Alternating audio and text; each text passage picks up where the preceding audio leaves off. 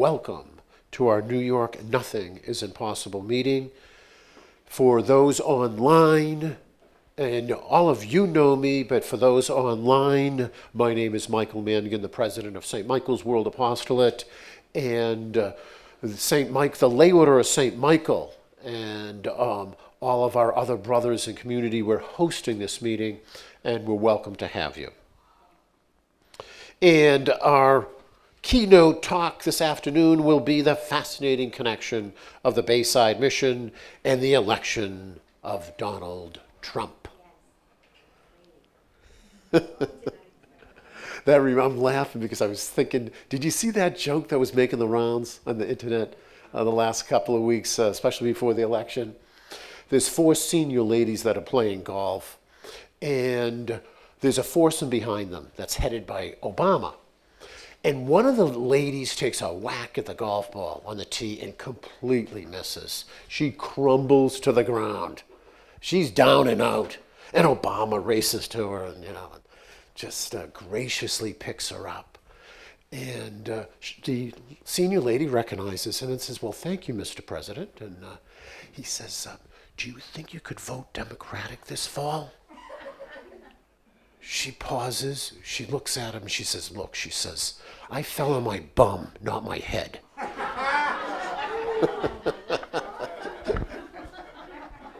Did you see that? That was making the, remember that, that's the punchline. I fell on my bum, not my head.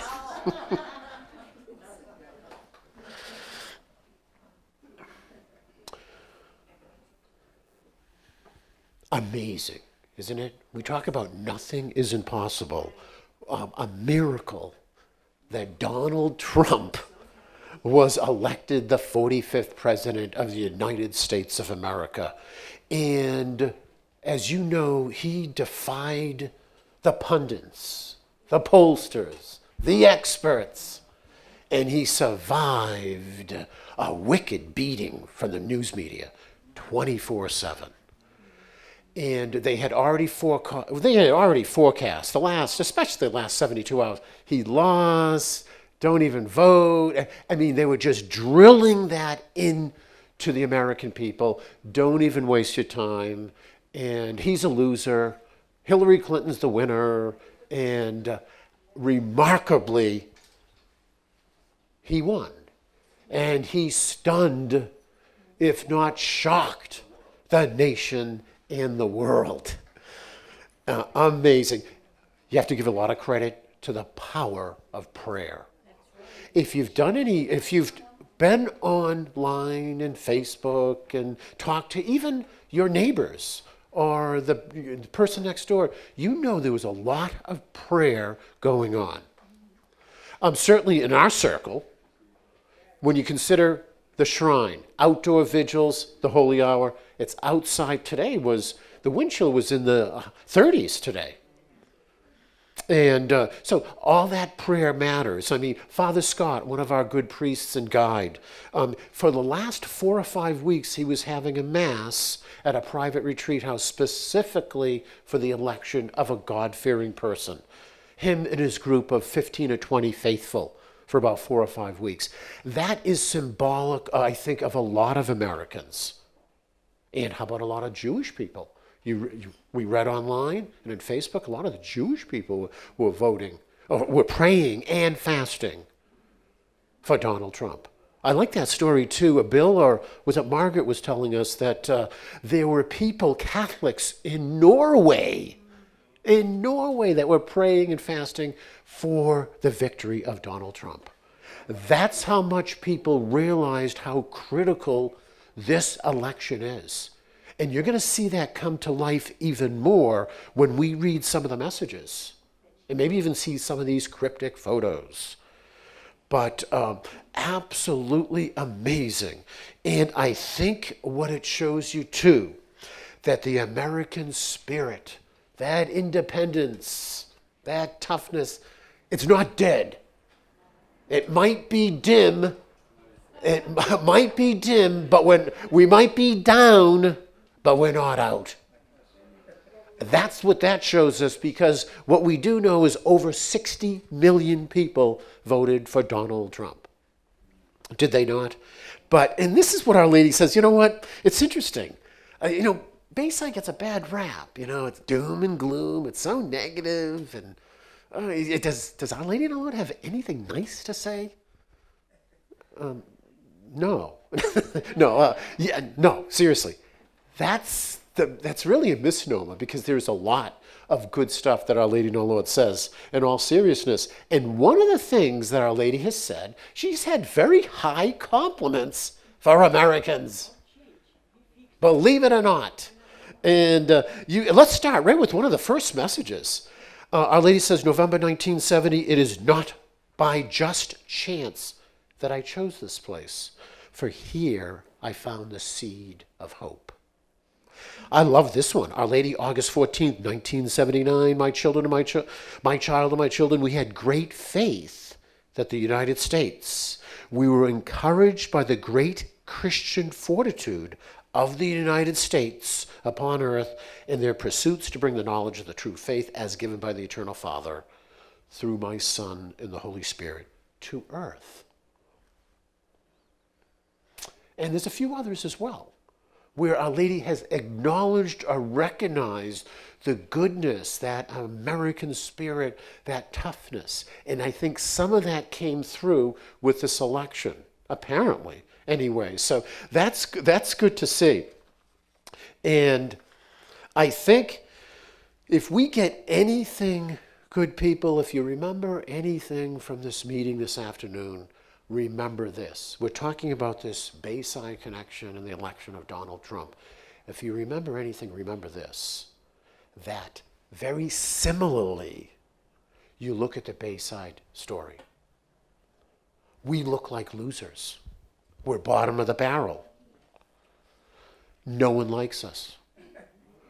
We're fighting the church, City Hall, family, friends. And we've been whacked by the news media for 46 years, including the Catholic media as well. We look like the biggest losers, a la Donald Trump. But we, just like Donald Trump, we're going to keep working, we keep praying, we practice discipleship, and we're going to triumph in the end. And that we knew. See, Donald Trump didn't know that. In fact, apparently, he was surprised. Apparently, he had written a concession speech, which some people might say that's just academic. That's something that you just do. But still, and I think he did show a lot of heart that, hey, I don't believe these polls and yada, yada, yada. But still, what we know is that Bayside will triumph in the end. And we also are going to stun or shock the nation, the world, and the church. And the church. It's amazing. And we can draw inspiration, maybe in your tough times, in your dark days, or in times of discouragement. You can really draw inspiration from this election of Donald Trump. Like, if that happened, anything can happen. If he won, we can too. We got to just keep plugging and keep working. And I think that's one of the major connections right there. Good people. Between Bayside and Donald Trump, many people have declared this a miracle that he won. And let's look at, good people, no one is canonizing Donald Trump. No, let's make no mistake about it. This is not the incarnation of St. Francis of Assisi, Mother Teresa. But, as one commentator said, I liked how he phrased it. We were not electing a pastor-in-chief. We're electing a commander-in-chief. And as another priest said too, there's a difference between a flawed candidate and an evil candidate. Major, major difference. And I do recognize a lot of people will be seeing this online. I recognize too that some devotees some of the faithful, perhaps people of color, minorities, whatever your ethnicity, that you didn't vote for Donald Trump. You couldn't vote for him in conscience. And I certainly presume that your conscience was informed, and I respect that if you truly couldn't. I think what we were making clear in our voter guide, and we didn't name names because you're not allowed to, but we can speak more freely now. What we were saying is you can't, in conscience, vote for Hillary Clinton. And the reason being, as we said in our voter guide video, is because the foundational issue is the sanctity of human life, from conception to natural death. That's a foundational issue. As John Paul II has taught us, Pope Benedict, that all other issues are derived from that issue. Everything else.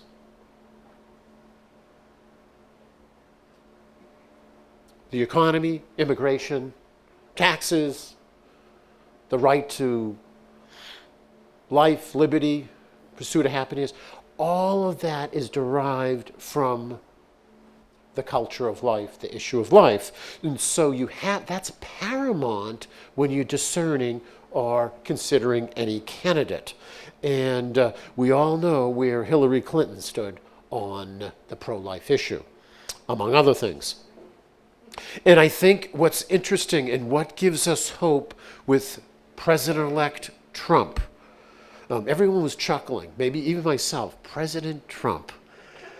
And if you're from New York, which most of us are, or at least I've been here for almost 40 years, we all know about Donald Trump.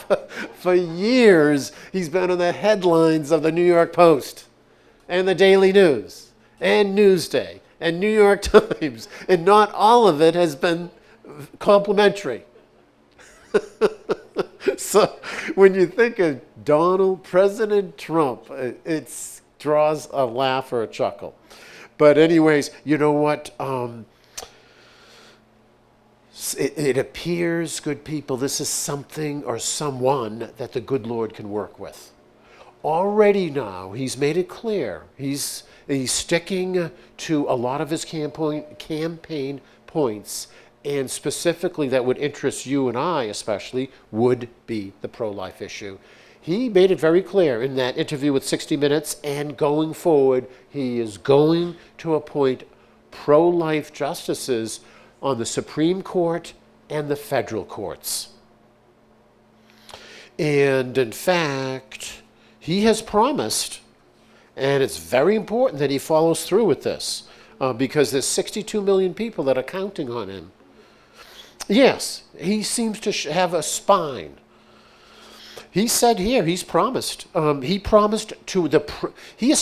pro-life advisory council, right? If you're familiar with that. And you know that one of the members was Father Frank Pavone from Priests for Life. Now, one of our guides and counselors, Father Scott, as I mentioned, he worked with Father Pavone for 3-4 years. So he knows him very well. We were in his office a few times, and I spoke with him a couple of times. And he's done tremendous work, no question about it, for the issue of life. And he was appointed by Donald Trump as one of the members of the Pro-Life Council. And which is interesting. And furthermore, as they say, you recognize the name Kellyanne Conway? Who is she? She was the campaign manager for Donald Trump. She is a practicing, Father Scott said she's a devout Catholic, and that she was at the Priest to Life offices giving us a pro-life seminar. That's Kellyanne Conway. So she comes with good credentials as well. Quite interesting. That was Donald Trump's campaign manager. So, but he promised nominating pro-life justices to the U.S. Supreme Court, signing into the law the Pain-Capable Unborn Child Protection Act, which would end painful late-term abortions nationwide, defunding Planned Parenthood as long as they continue to perform abortions, and reallocating their funding to community health care centers that provide comprehensive health care for women, and making the Hyde Amendment permanent law to protect taxpayers from having to pay abortion. And I am told, I read that the Hyde Amendment saves 2 million babies a year. That's just the Hyde Amendment. So he's going to make that permanent. And so this is huge right here, just on the pro-life issue. And I know all of our critics say, oh, you're a single issue. Michael, you're a single issue. Mary, or Tom, or Harry, or whatever, you're a single issue guy. Look at, a lot of people are single issues if you put it in that framework, right? A gay marriage, don't you think they're single issue? You know, that type of thing. So, but why are we, as we already pointed out, the culture of life, the pro-life issue is foundational. It's paramount. It's huge. If you don't have life, that is the underpinnings of society. That's the pillars of society. If you don't have it, we collapse. We go under. And that's where we're heading right now. And Our Lady and our Lord have drilled that, have emphasized that in the message.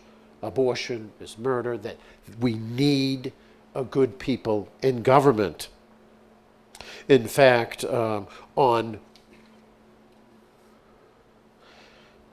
April 14th, 1984, Our Lady said, quote, "The United States will suffer unless there is placed into your government a group that fears the Lord if they cannot love the Lord. They will fear him and find measures to stop the slaughter of the unborn." Donald Trump is on the right path so far. Let's hope and pray that he follows through. We need to accompany and escort him with prayers. And we talk about appointing pro-life judges to the Supreme Court. You all know there's one opening right now that has to be filled. And let's say a prayer that Donald Trump, he's already given a list, a short list of what, 21? I think it was 21 judges, and which all seem to be well credentialed in terms of the pro-life and conservative judicial, none of that judicial activism, and just a conservative constitutional interpretation of the law. And they seem to be well credentialed. This one, let's say a prayer for this one, that he gets appointed. William Pryor, he's a judge in Atlanta. He said Roe versus Wade, quote, "the worst abomination of constitutional law in our history." That's William Pryor. He's on the short list of Trump. Will he get through the Senate and the House? With Chuck Schumer as the Democrat minority leader, which, by the way, when he was cross-examined, this is a federal courtship that he has in Atlanta, he was cross-examined by Congress by Chuck Schumer. And Chuck Schumer, you ever see him with the glasses when he's looking, and he says, I'm reading this here. He's cross-examining William Pryor. He says, I'm reading here that you said that Roe versus Wade is, quote, "the worst abomination of constitutional law in our history," end of quote. Did you say that, Mr. Pryor? Yes, I did. Good. So he's standing by. This is a man of conviction. And let's pray that he gets on there. That would be great. The other issue, good people, religious freedom. I don't know about you, but don't you feel a little better in terms of religious freedom with Donald Trump as our president than Hillary Clinton? Oh my God. No exaggeration. If Hillary Clinton was the president, I'd be wearing diapers right now. I mean, seriously. I'm not. Would we be able to go to church within the year? That's how serious it was. You saw what Obama was doing. Clinton was going to take it. She was going to descend even lower. Right. She was, right now, Obama was suppressing our rights. We could get examples from here to Kingdom Come. He was picking on the little sisters of the poor, Obama, and he wouldn't let go. They had to take it to the Supreme Court with that contraception mandate. And what about the poor bakeries? They're being forced to bake cakes for gay couples against their conscience. The constant erosion of our freedom, our religious freedom, our conscience. And this was scary, very, very scary. So I think, and the other thing is, remember, Donald Trump said in the EWTN interview, he said that he would delete from the books that Johnson Amendment that was produced in 1954 by Senator LBJ. My understanding came to light, or was actually voted by Congress, introduced by LBJ as a senator from Texas in 1954. He was the first to introduce it. It was a law in which nonprofits and churches could not engage in campaign work. And then it was even made worse in 1987, where nonprofits and churches could not endorse any particular candidate in an election. Well, we found out the hard way, didn't we, good people? St. Michael's World Apostolate? Wow. When we released our letter in 2008, and the heavy hand of the IRS came on us, and we got punished by them, big time. So this is how, it's scary. And so, but with this religious freedom, he said he was going to delete it from the books. He said he spoke with evangelicals and pastors and priests and rabbis, and he says, he said to them, they all said, geez, we're for you, Donald, we're behind you. He says, well, why don't you go in your pulpit and tell your parishioners, the faithful. They says, we can't. We're not allowed it. He says, well, I'm going to take that back, that Johnson Amendment. If he does that, that would be great. Oh, great. I'm telling you, if he can do all that, with President-elect Trump, though, you look at his slogan, right? Make America great again. I mean, it certainly suggests. There you go. Everyone, turn around, please. Look at Mike Lucci. Yeah, make America great again. He's apparently, he's not a globalist. He's not. He clearly he certainly seems it. Unless there's something I'm missing here. I'm teasing the guys. I says, look at Donald Trump looks like he looks like a good dude here, but I want an out clause here. No, I'm only kidding. But no, he's make America great again. He certainly doesn't seem like a globalist. Everything I've heard and read, it's all about America. The unemployment, reduce that. Increase employment. Get more construction jobs going.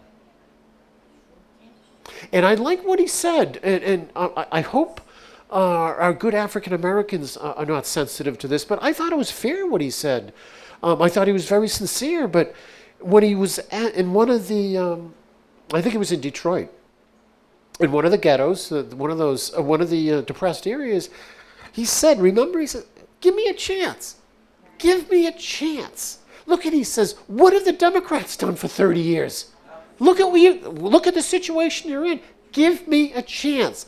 And I really think, through the grace of God, I really think that he could improve the life and the welfare of the African American, Latino, and minorities. I really think he could. Let's give him a chance. Even as Oprah Winfrey said, when there was all this hysteria with Donald Trump, even she said, give him a chance. Give him a chance, for crying out loud, she said. Even Doc Rivers, the head coach of the Los Angeles Clippers, who of course is black, he said, look, I didn't vote for I didn't vote for him. I didn't vote for him. I'm disappointed, but you know what? He's the president. Give him a chance. Give him a chance. So, I think he has a lot of things going for him. And the fact, I thought it was interesting too, good people, that he appointed this Ed Bannon from Breitbart. He's going to be one of his, he is in his inner circle. Now, frankly, I didn't like what Bannon was saying the other day, but apart from that, the reputation of Breitbart being conservative patriots. They're supposed to be patriots. And the other good sign, too, is when Trump did appoint this Bannon to his inner circle, I forget his official title, a counselor. The New York Times was hysterical. They weren't whining. They went into this hysteria. So that's probably a good sign. They called him a racist, homophobe, xenophobe. You get the idea? I mean, probably a good sign that this man is decent. What I've read about Bannon is he's really into the economy. He's, what do they call it, an economic populist and a nationalist, America interests first. And that's where Trump's coming from. So we'll see what happens there. The only thing I think that we have to consider, good people, where Donald Trump really needs some enlightenment is certainly on the issue of homosexuality and gay marriage. That he's going to need some prayers and enlightenment.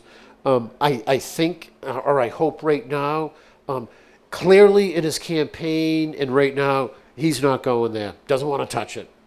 Does not want to touch it.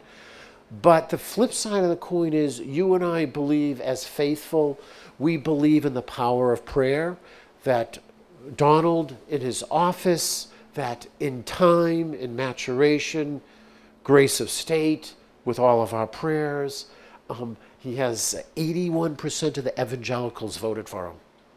81%. Does anyone know the percentage of Catholics? 50. Okay, that's higher than in recent presidential elections, isn't it? So that's a big chunk too. And obviously most evangelicals and most of the Catholics would be opposed to gay marriage. And so again, with prayer, the rosary, we can turn them around on that issue. Because that's critical too, good people. Certainly Our Lady and the Lord have made it clear there. So, but we do believe in the power of prayer. And I think what made this so crucial, this election, is Donald Trump's opponent, let's be quite blunt and direct, is an antichrist. She's an antichrist. And I know some people online, we're going to get whacked for this. Some people online are going to say, you are very harsh and severe, Michael. Our Lady, July 1st, 1985. I tell you this now. In fact, let me back up. I'm sorry, good people. Let me back up because I want to set you up with this quote. We all know that Hillary is a pro-abortion zealot. She very, with pride, with no shame or embarrassment, was in favor of late-term abortions. I mean, literally a day before their birth, you can rip these babies out. No problem. If you saw the last debate, she was beating her chest. She was very proud of being pro-abortion. Who was in her audience? Who does she name as one of her best friends? The head of Planned Parenthood. What's her name? Cecilia Richards, Cecil Richards? Richards, anyways. She was in the front row at that debate. That's one of her best friends, is the head of Planned Parenthood. And so this is someone, Let's see what Our Lady says, July 1st, 1985. I tell you this now, why we have the abomination of murders of children? For they are possessed by Satan.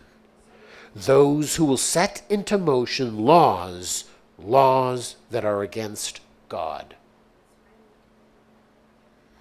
And we mentioned earlier, when it comes to religious freedom, my God, that would have been scary if she was the president. I mean, very, very scary. God knows where this was going. I don't know if we have to give any details. And what about this WikiLeaks? Remember Donald Trump and others were saying that she hates Catholics? Well, where were they getting that from? From that WikiLeaks leak, in which her top aides of her campaign were making sport of Roman Catholics and mocking them and suggesting they should infiltrate.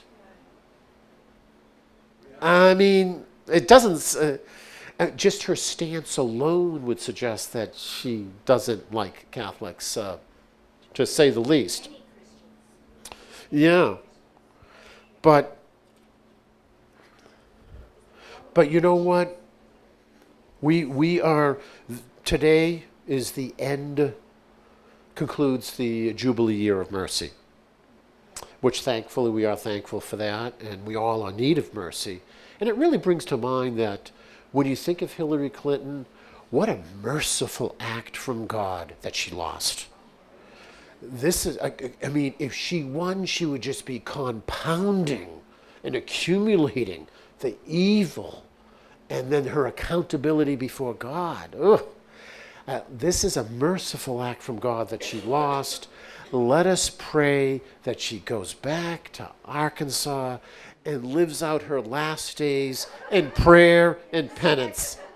Wait a second, don't chuckle, don't laugh. Don't laugh. I was telling the fellas the other day, maybe it was William, don't laugh. Dr. Bernard Nathanson. You might recognize that name. This was a Jewish doctor who was the head of NARAL in the 1970s, after the liberal abortion law in New York came into effect, the National Abortion Rights Action League, NARAL. He was the first director. By his own admission, he was responsible in one form of another of 80,000 abortions. You heard me right. 80,000 abortions. He personally performed 5,000 abortions. He killed his own child. He aborted his own child.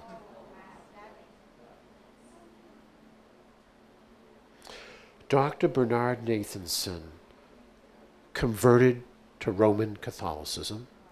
He was baptized by Cardinal O'Connor in St. Patrick's Cathedral, and he died in the peace and grace of Jesus Christ. Beautiful story, isn't it? Yeah.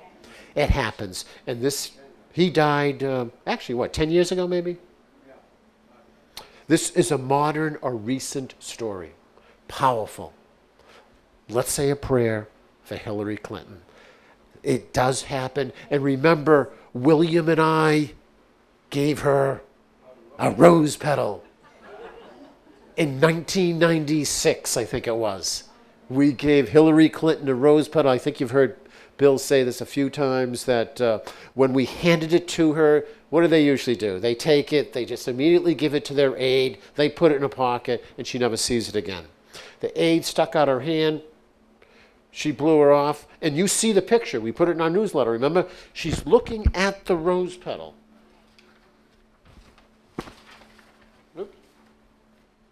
She's looking at the rose petal. We have the photograph in it. Sticks it in her pocket. So you never know.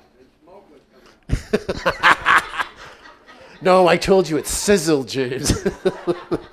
It sizzled.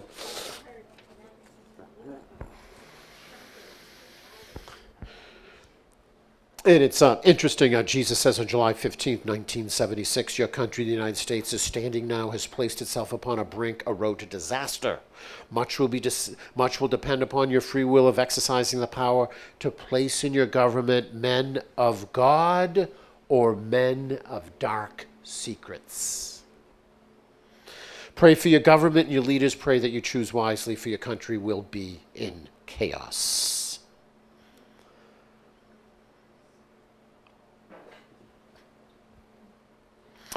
Here's I think this is a doozy or a humdinger from Our Lady, February 10th, 1973. Listen closely, good people. It's only a sentence. It's only a few words, but boy, it carries a lot of weight. Quote, your country now holds the balance for the destruction of the world. Your country now holds the balance for the destruction of the world. Whew, wow. Our Lady and our Lord, the Father in heaven, is putting a lot of pressure on Americans. And why? Much is given, much is expected. Our Lady has said in the message a few times that the U.S. was a beacon of light. It was a Christian nation. You have been abundantly blessed, as we sing in our patriotic hymns, as we say in our prayers, and rightfully so. But we have to reciprocate. Much is given, much is expected, and they are counting on us. So this was a good step, it appears to me, to you, and to 62 million people in America anyways, and how many other silent people that didn't vote, that this is a good start of getting our country back on track and doing the right thing. And the other thing is to continue to come to the shrine. Very important that you come to the shrine and join us in prayers of reparation and in prayers for peace.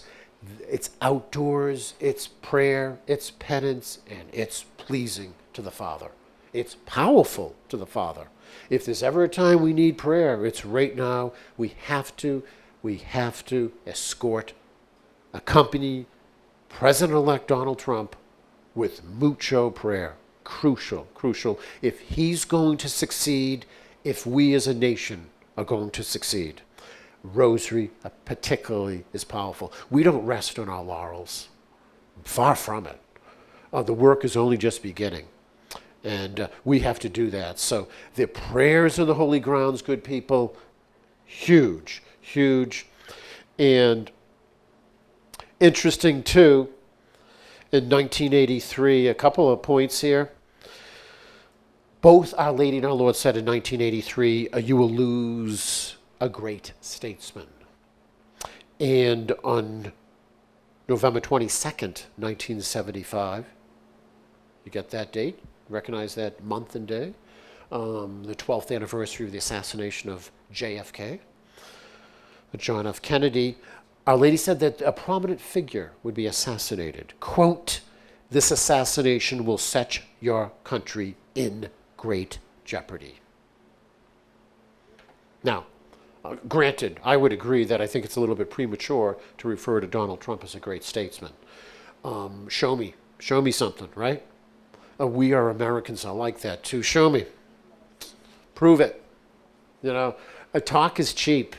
You gotta walk, you talk the talk, but then walk the walk. And there's 62 million people that will be looking at Donald Trump. We're not only going to be praying for him, but we're looking for campaign promises fulfilled.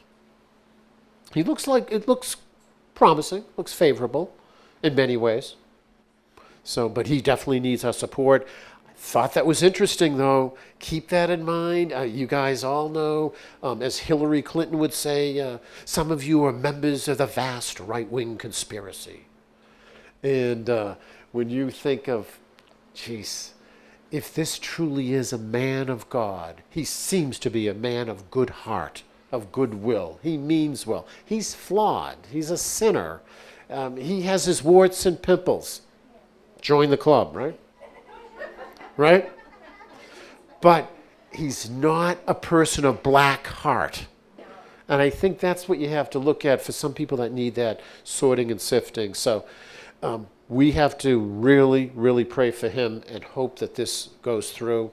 But I guess I'm speaking for you too. I think we're all proud to be in the basket of deplorables. Are you happy to be irredeemable? One of those irredeemables? I can't believe Hillary would even say that. That all, that most of Trump's supporters belong in a basket of deplorables, and that they're irredeemables. That sounds, when you say irredeemable, that sounds like an Antichrist speaking. That really does, that terminology. Irredeemable. No one is irredeemable. God's mercy is infinite. We are all children of God. That shows such contempt for the human being, or someone that you are above. It's so condescending, to say the least. So condescending, to say the least. But good people, I think really, I think you see a lot of connections here. What our Lady and our Lord have said with the message, where we are right now.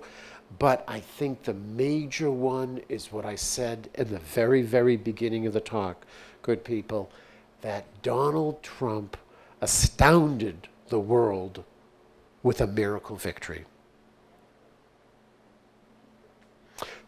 Bayside will astound the nation, the world, the church, with a miracle victory.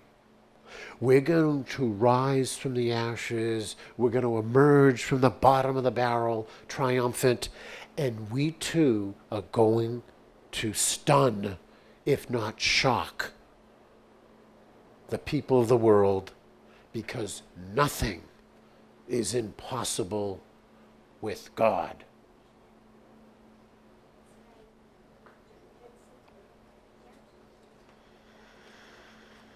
That is so true. Nothing is impossible with God. And that is the biggest lesson we can learn from Donald Trump. So you and I are going to persevere and hang on, keep doing our job as disciple, because Our Lady of the Roses and St. Michael will prevail. But any questions or comments as we wait with this raffle? Yes, Michael. Michael, before I forget, Michael, if you want to get his autograph, you can see him afterwards because he was quoted in the New York Times per the election of Donald Trump. He was in the edition of the New York Times. So you're doing autographs afterwards? Yes, Michael. Question or comment? All the people here were praying to Our Lady of the Roses, Mary, Help of Mothers. If those prayers weren't said, it wouldn't have happened, and he believes that. You know, he asked the Christian groups, surround me with prayer. And so when you give this testimony, the connection is obvious. I mean, without Our Lady of the Roses, Mary, Help of Mothers, the victory would not have happened. Michael, did you not give the messages to Donald Trump yourself? Yeah. David Martin wrote a wonderful letter. He had sent it to Staples, and I picked it up. I brought it to one of the main guards at the Trump Tower, who told me he was going to give it to the campaign manager.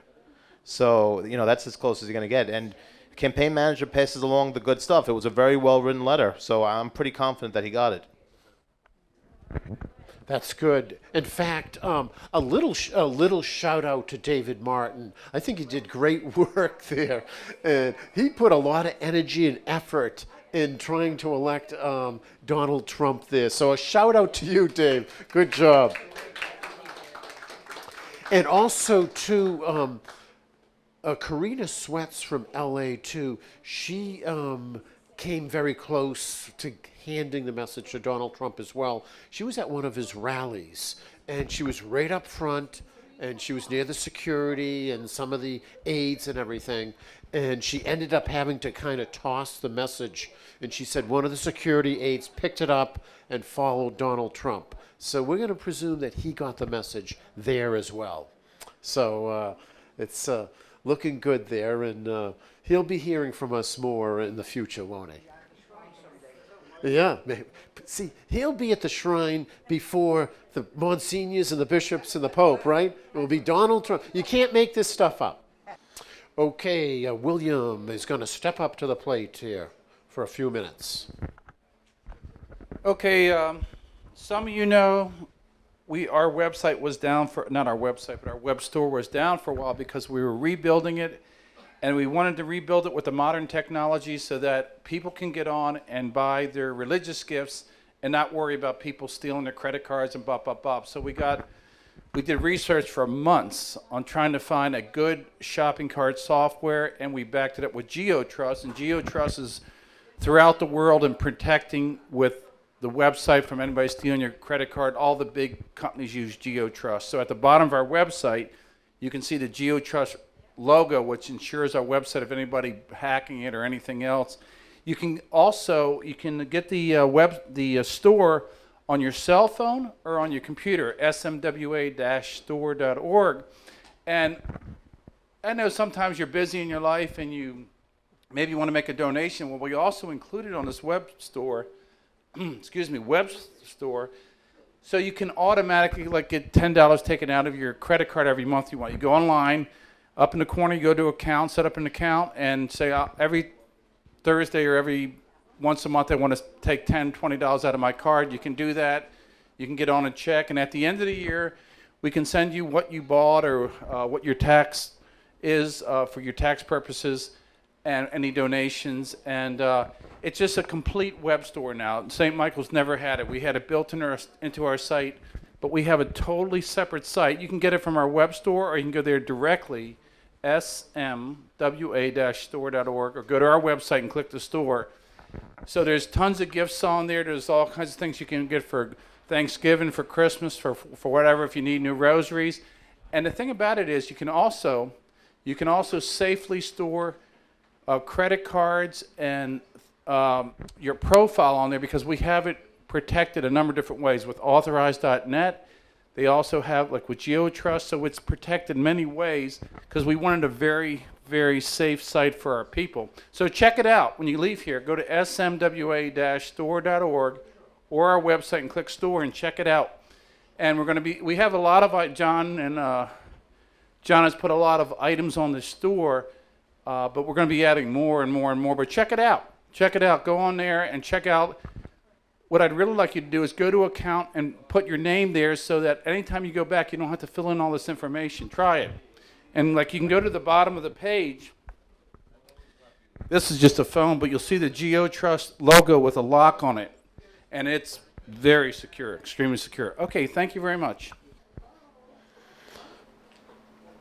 And just a reminder, too, that whatever gifts you get, whether it's for Thanksgiving, Christmas, birthday, First Communion, supports all of the good work of St. Michael's World Apostolate. And I want to stress, too, that all donations are tax deductible. So this is the beauty of this shrine and of this new store that we have. Very fast, convenient, and easy, and you're supporting the good work of St. Michael's World Apostolate. And God knows we need the help. We certainly need your assistance, your gifts, your donations. They're very much appreciated and very much needed at this time. It's our website. We're going to go down to store, gift store. And our new store comes up. And everything is very ordered now, and you can see the categories on the side. You have medals, you have other religious gifts, you have rosary, scapulars, CDs, statues, and we're going to add more to it. You can make an account by hitting the word account. So once you go to account, if you do not have an account, you go to new customer, fill out your information and register. And then it will go into a little bit more information that you give. But you do this one time and you have a password, so you remember your email and your password, and next time you come back, you go to returning customer. Okay, so this is your customers, and then you have, if you want to get back to our other website, you go over here in the corner and you hit SMWA, that brings you back. So this is, let's go to scapulars. Comes up, and now you can see all the different scapulars that we have. It's nice and neat and orderly. And you got page 2. This is the scapular, and you have, and then add the cot. Then you can go back by going right here, or right here, go to home again. And if you want to go to books, then you can see the books, all the books. Select. And so that's an idea. That's our new web store. It's a lot better, more orderly, more organized, and simpler. And best thing about it is now you can log in once, and you don't have to put all your information over and over and over and over again. So there we go. That's a nice thing we have here. And donate. Bill was talking about donate. You can donate one time if you want to make a donation, or you can go monthly. You can set up for a monthly donation of $10 or $15 or $25 or $50 or $100, depending on what you wish to do. So it will automatically take it every month until and you have complete control over this. You can cancel it from your account anytime you want to cancel out. So you have full control. And they won't, all your credit numbers are scrambled so nobody can get to them. So we have GeoTrust protecting the actual web store, and we have authorized.net, which I'm sure many of you have heard about. They're protecting your credit card because we don't want any problems, no problems at all. And when you go to your account and you log in, Susie L at whatever, you'll see are your items been shipped, everything. You'll see everything, what's going on with your order. I just have to mention this briefly because I know it's on the minds of the faithful throughout the United States and the world. In regard to Cardinal Burke and Amoris Laetitia, you may have heard that between him and 3 other cardinals, let's call it what it is, they are actually kind of resisting Pope Francis right now, and in a very pastoral and charitable and business way, if you will, I might add. If you read any of his comments and his interviews, it's been very, very charitable, pastoral, respectful to the Holy Father. However, the bottom line is he is challenging Cardinal Burke and these 3 other cardinals, and they have bishops behind them that are challenging Pope Francis on this Amoris Laetitia and some of his other stance, but specifically Amoris Laetitia and what apparently is the Pope's wish that in some cases, after discernment and pastoral sensitivity and all of that, divorced and remarried people can receive Holy Communion. And they just want clarification. They sent a letter. They sent a 5-point letter to the Holy Father in September, and the Pope never responded. It was a very easy yes and no answers to the 5 questions they asked for clarification on the Pope's position on Amoris Laetitia and communion for the divorced and remarried, and he has not answered them and has refused to do so. My sister Mary was just mentioning, I hadn't heard this, that Cardinal Burke met with Pope Francis on November 10th to discuss the issue, and still there's no response from Pope Francis regarding this very, very important issue, which has caused a lot of bewilderment and confusion among the faithful, among the priests and bishops. There are some bishops that are taking the constant traditional teaching, the constant teaching of the Church on this issue, i.e. as recently as John Paul II has made it very, very clear that under no circumstances can divorced and remarried receive communion. They have to, let's keep it simple. I don't want to get into all the details. But Pope Francis has seemed to kept this open. There's so much evidence that he, by all accounts, is in favor, under certain circumstances, of divorced and remarried receiving communion. So, which is very problematic and troubling because it is in opposition to the constant teaching, practice, and discipline of the Church. Houston, we have a problem. And that's what Cardinal Burke is saying. hey, let's get it out here. Let's address this. Let's settle this once and for all. And he has said that if he doesn't get a response, he's now going to go forward with a formal act of correction. It has been done in the history of the church before, and so stay tuned. We'll be talking about this more in the future, good people, and as the facts and as this story develops. Yeah, it's a mess. It's a big, big mess. I like the word that Cardinal Burke used constantly, disorientation. Now, where did we hear this diabolical disorientation? Who gave us that word? Sister Lucy. She talked about the diabolical disorientation. We know the third secret of Fatima is that Satan would enter into the highest realms of the church. We've gone over that a million times. And that the fruit or the result of it would be diabolical disorientation. Interesting, we have it big time right now. Big, big time. And there's other things too, but we don't have the time. We can discuss it over coffee and goodies if you want. But yeah, which I'm going to end it with this. And that is, this is another call, really a plea from Our Lady and our Lord of the urgency of the holy hours and the prayers at the shrine. Very, very important. If there's ever a time that we need to go to the holy hours and pray for the Pope, the bishops, and the priests, it's now. And the president, right? And the president, absolutely. And in the vigils, this is it. I mean, let's end it at that. And if you can't join us, good people, online, then join us in spirit. Please join us in spirit Sunday morning. It's 10:30 Eastern time, and of course the vigils are 7:30 p.m. Many do already. Oh my goodness, you know that, right? In Malaysia, the Philippines, I think John had mentioned Los Angeles, California. Oh, many of the cities in the U.S. and Canada, they coordinate their prayers at the same time we do. This is already happening. This isn't any new phenomenon, but we need more. We need more people joining. We desperately need prayers. It's a mess. This is going to head towards a schism. This is going to head to a schism. And a very, very serious situation here. So we could go on here for another half an hour or another hour. We don't have time. Just wanted to throw that out to you.